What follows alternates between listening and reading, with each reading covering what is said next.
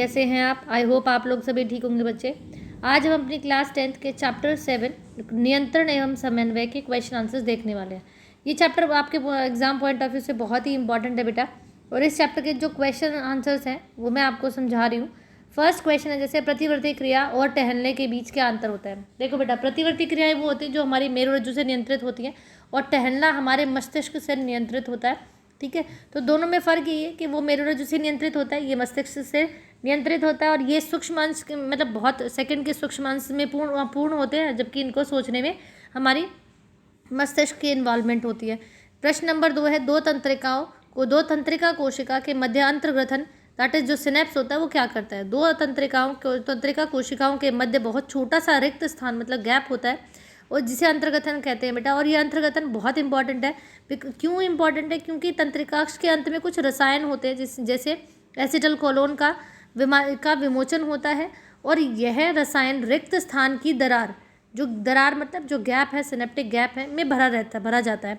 उद्दीपन मतलब जब भी कोई भी रिएक्शन होती है तो उसमें जब उद्दीपन नज़र आता है तो इसी रसायन के माध्यम से अगली तंत्रिका में की ध्रुमिका तक उस रसायन को जो है, ये रसायन जो क्या करता है, हेल्प करता है उन सिग्नल्स को एक न्यूरॉन से, एक तंत्रिका कोशिका से दूसरे तंत्रिका कोशिका में पहुंचाने पे। ठीक है, नेक्स्ट क्वेश्चन है मस्तिष्क का कौन सा भाग शरीर की स्थिति तथा संतुलन का अनुरक्षण करता है। तो ये कौन करता है बेटा? मस्तिष्क के पश्च मस्तिष्क का अनुमस्तिष्क भाग होता है जो शरीर के संतुलन और स्थिति के लिए उत्तरदायी होता है। हम एक अगरबत्ती की गंध का पता कैसे लगाते हैं? क्योंकि अगरबत्ती की गंध है ये कहाँ से बेटा, आपकी जो स्मेल वाला जो ऑर्गन है वो हमारा कौन सा होता है? नाक होती है। तो आपके नाक से क्या होगा, जैसे ही गंध प्रभावित होती है तो जो हमारे जो प्रमस्तिष्क में ही विशेष क्षेत्र भतियाँ होती हैं जिन्हें हम पैरिटल लोब कहते हैं, ये एक्टिव हो जाते हैं और ये आपको बताती है कि किस प्रकार की गंध है। प्रतिवर्ती क्रिया में मस्तिष्क क्या भूमिका होती है? प्रतिवर्ती क्रिया में मस्तिष्क का कोई नियंत्रण नहीं होता बेटा, क्योंकि ये मेरुरज्जु से होती है तो इसकी कोई इन्वॉल्वमेंट नहीं होती। हाँ, मस्तिष्क प्रतिवर्ती क्रिया में होने वाले कार्य की सूचना अपने अंदर संचित कर लेता है, ये उनको कैरी कर लेता है, लेकिन करवाता नहीं। करवाने के लिए तो कौन होता है बेटा हमारे पास? प्रतिवर्ती क्रिया के लिए मेरुरज्जु होता है।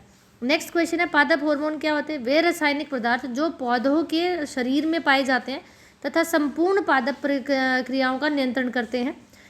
जैसे पादप हार्मोन कौन कौन से हैं? ऑक्सिन है, जिबरलिन है, साइटोकाइनिन है, ये मुख्य होते हैं हमारे पास। ठीक है, यस। नेक्स्ट क्वेश्चन है छुई मुई पादप की पत्तियों के प्रति की गति प्रकाश की और प्ररोह की गति से किस प्रकार भिन्न है? देखो बेटा, जब आप छुई मुई के पौधे को स्पर्श करते हो तो स्पर्श करने से क्या होता है, उसकी जो सूचना होती है वो एक कोशिका से दूसरे कोशिका तक संचारित करने के लिए विद्युत रासायनिक साधन का उपयोग करते हैं। और ये कि जिसमें जल की मात्रा में परिवर्तन होता है, और जब वो जल की मात्रा में परिवर्तन होता है तो वो जो उसके फूलने और सिकुड़ने में कारगर होता है, उस स्थान पर क्या होता है बेटा, वो रक्त का जो संचारण है वो टूट जाता है, जिसकी वजह से वो झुक जाती है या मुड़ जाती है। परंतु प्रकाश की ओर प्रवाह इसीलिए होता है क्योंकि बेटा ये एक अनुवर्तन गति है जो ऑक्सिन हार्मोन के कारण ही होती है। ठीक है, नेक्स्ट क्वेश्चन है एक पादप हार्मोन का उदाहरण दीजिए जो वृद्धि करता है। तो ऑक्सिन है जो वृद्धि करवाता है उसके लिए।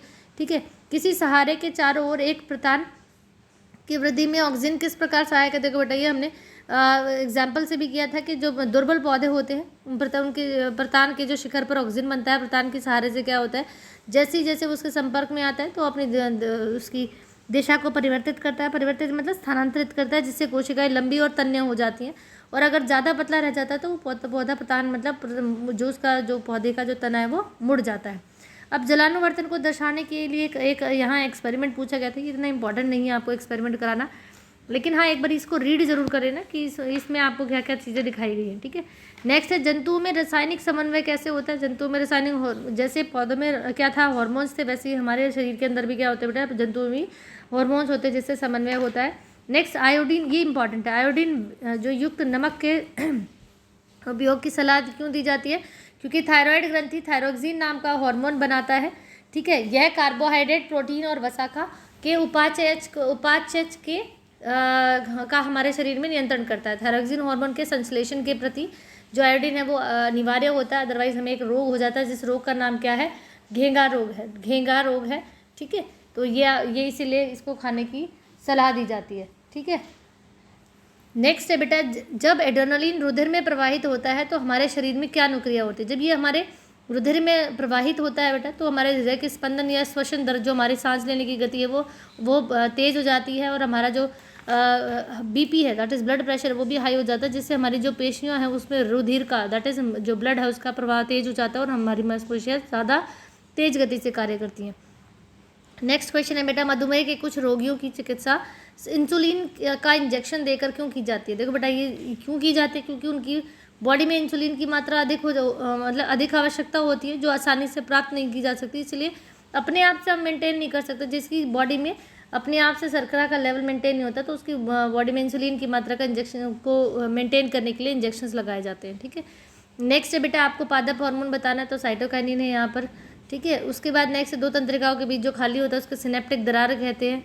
नेक्स्ट है मस्तिष्क उत्तरदायी के लिए, मस्तिष्क किसके लिए कारगर है बेटा? सबके लिए, सोचने के लिए, हृदय स्पंदन के लिए, संतुलन बनाए रखने के लिए, इन सभी के लिए है।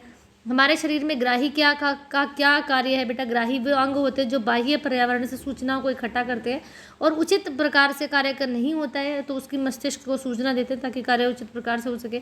फिर ये डायग्राम बना हुआ है, ये बहुत इंपॉर्टेंट है, तंत्रिका कोशिका का जो डायग्राम है इसको आप लोग अपनी कॉपी में बना लेना। नेक्स्ट क्वेश्चन है 10 नंबर क्वेश्चन, पहले करा देती हूँ आपको, कि आपको प्रतिवर्ती क्रियाओं और अनैच्छिक क्रियाओं में अंतर बताना। ठीक है, तो प्रतिवर्ती क्रियाएं, पहले मैं आपको प्रतिवर्ती दिखा रही हूँ बेटा, ये तीनों पॉइंट्स इसके दिखा रही हूँ कि प्रतिवर्ती जो क्रियाओं को मेरुरज्जु से नियंत्रित किया जाता है, इसमें सोचने की आवश्यकता नहीं होती, इन क्रियाओं को पूरा करने के लिए 1 सेकंड से भी कम समय लगता है।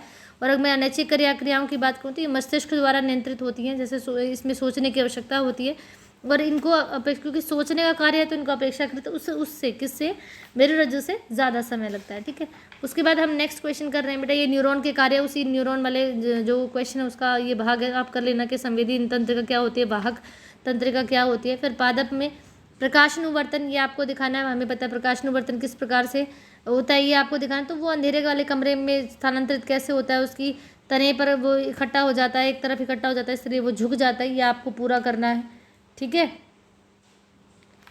नेक्स्ट है मेरुरज्जु आघात में किन संकेतों के व्यवधान के द्वारा होता है, तो ये आपको सारे ये जो क्वेश्चंस हैं इन सभी क्वेश्चंस को आप कर लेना। ठीक है, और नेक्स्ट क्वेश्चन है बेटा आपका